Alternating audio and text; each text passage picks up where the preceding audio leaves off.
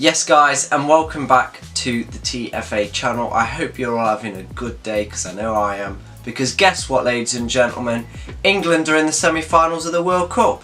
Yes, that's right, ladies and gentlemen. After England's emphatic 2-0 win over Sweden, England play Croatia in the next round in the semi-finals, one game away from the final, and ultimately the World Cup coming home. So in today's video I thought I'd break it down, look at the Sweden game, look at England's strengths and weaknesses for the next game, also look at Croatia's strengths and weaknesses, and then I thought I'd ultimately do a score prediction at the end, because I was not too far off of my Sweden one. I said 2-1, it was 2-0 in the end. If you do enjoy the video, don't forget to subscribe by clicking that button just there in the bottom right hand corner, and also like the video, it means a lot to me.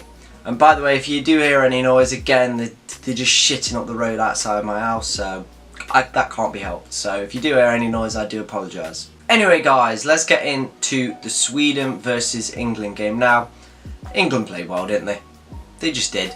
The first 20 minutes felt like both teams were kind of shocked to be at this far in the World Cup. It felt kind of like both teams kind of had the handbrake on. Neither wanted to go for it.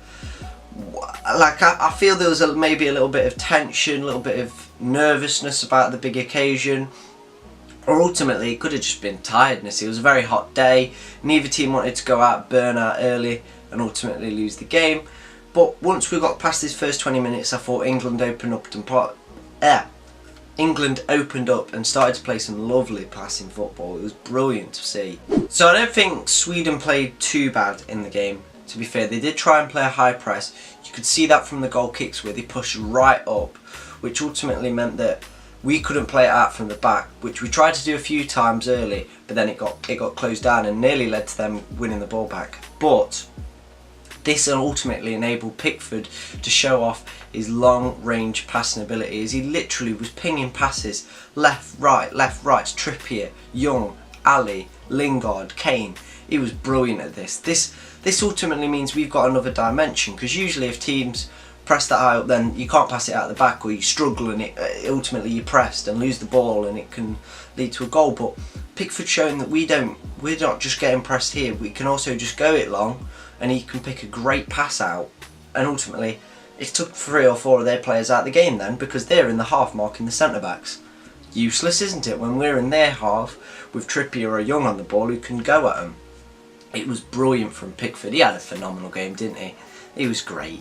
It just was. Some of the saves he pulled off, he's magnificent. One of the main reasons if we win this World Cup will be Jordan Pickford. He's been brilliant. The penalties, this game today where he pulled off 3 amazing saves. That's just unbelievable. You know what I mean? It's phenomenal. Honestly, it's phenomenal. I think again, Trippier was brilliant. Like, what can that boy do wrong? Where's he been? He's 27. What's he been doing? He's like, his deliveries, his willingness to run down the line, he's so good. A lot of people before the World Cup were questioning why is Walker not playing at right back and at centre back. There's the reason. Trippier. I feel sorry for Trent Alexander-Arnold, because he's a brilliant right back, don't get me wrong, but compared to Trippier, he's nothing. He's honestly nothing compared to Trippier. Trippier is amazing. I think Henderson as well. A lot of people don't see the work that Henderson does. He's always there. He's the defensive anchor in that midfield for me. He sweeps up, he plays the ball. I've seen a thing on Twitter today, was he wins a lot of aerial duels as well, which is like, what? You shouldn't expect that, but it was vital that he didn't pick up a second yellow and miss that semi, because he's massively important. I think a lot of people don't see the work that he does. Same with Raheem Sterling. They don't see the work that they do, because Sterling, I watched a video on TFO Football, I think, about the tactics and how Sterling's massively important. I will leave a link to that in the description so you can go check that out for yourself. But it's just showed how Sterling drops deep, which allows room and pockets to appear for Ali and Lingard, which is massively important for the way England play. So Sterling and Henderson do a lot of work that's not seen, but they're brilliant and massively pivotal. Yeah. There we go, I got the word out in the end, pivotal, for England's play. I think as well, Maguire, oh my days, Maguire. that header was just brilliant. He was one of the players before the World Cup that I was a little bit worried about. I thought he looked good in the air, he looked good defensively, but he just looked sluggish on the ball, and I thought, can he pass it out the back? He was one of the players I did think, can he pass it out the back, but he's proved me wrong, because he's great. Honestly, he's just brilliant. I don't think he'll be at Leicester after this summer because he's too good. He's just too good.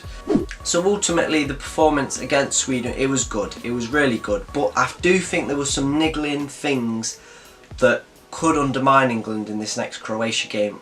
And it's the space in behind, just in front of Jordan Henderson, where there's two gaps where Ali and Lingard are pushing up. There's gaps there which Sweden exploited a few times, and ultimately their best chances came from this.